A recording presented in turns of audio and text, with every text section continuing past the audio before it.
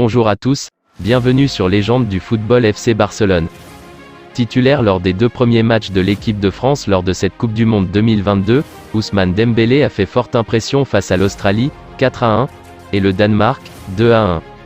Son importance dans le collectif de l'équipe de France n'a jamais été aussi indiscutable. Déjà qualifié pour les 8e de finale de ce mondial avant même le 3e match du groupe contre la Tunisie mercredi, 16h, l'équipe de France assume son statut de champion du monde malgré une cascade de blessures enregistrées ces dernières semaines. Benzema, Pogba, Kimpembe, Kanté, et Henry. Lors d'un entretien accordé à Téléfoot, Dembélé a reconnu que les Bleus avaient de grandes ambitions. On ne sait pas ce qu'il peut arriver, mais on espère aller le plus loin possible. En tout cas, on y croit à cette 3e étoile, a lâché l'ailier du FC Barcelone. Souvent trop discret avec l'équipe de France par le passé, Dembélé semble avoir franchi un palier avec les Bleus du haut de ses 30 sélections. Au fil des années, ça va beaucoup mieux pour moi en bleu, sur et en dehors du terrain.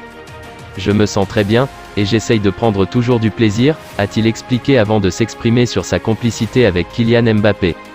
On se trouve bien. Après, c'est facile de le trouver, il se déplace tellement bien. On sait tout ce qu'il peut nous apporter. Auteur d'un travail défensif remarquable sur certaines actions face au Danemark, Dembélé propose désormais une palette plus complète pour le plus grand plaisir de Didier Deschamps. Le coach me répète toujours de faire les efforts défensifs. C'est important de le faire, surtout dans cette compétition. Ce match face au Danemark, c'est peut-être mon meilleur match en bleu. Le coach me demande de semer le danger, le chaos en défense. Et j'essaye de tenir ce rôle, a-t-il conclu. Avant sa nomination au FC Barcelone en novembre 2021, Xavi avait reçu une autre proposition intéressante. Le Brésil l'avait en effet contacté pendant son passage au club qatari d'Al Sadd, 2019 à 2021. C'était une opportunité offerte par le président de la fédération brésilienne, a raconté l'entraîneur du Barça à Euzan ESPN.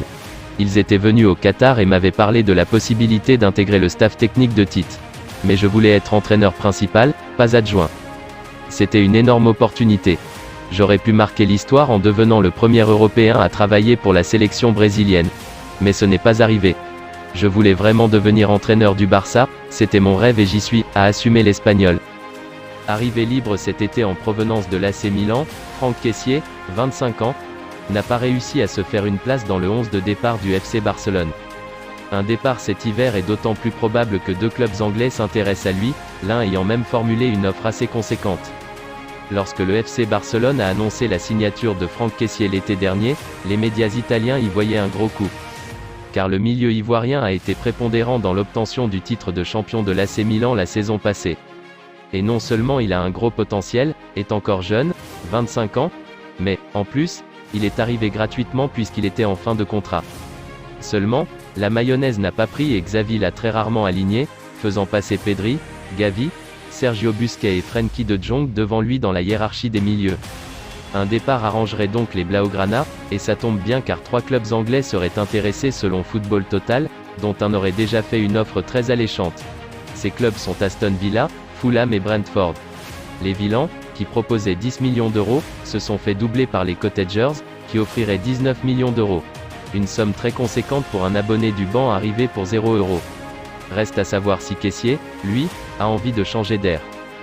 C'est tout pour aujourd'hui, n'hésitez pas à ajouter des commentaires, abonnez-vous, ça coûte rien du tout, je compte sur vous, un grand merci pour le soutien, à la prochaine vidéo pour la suite de l'actualité de FC Barcelone.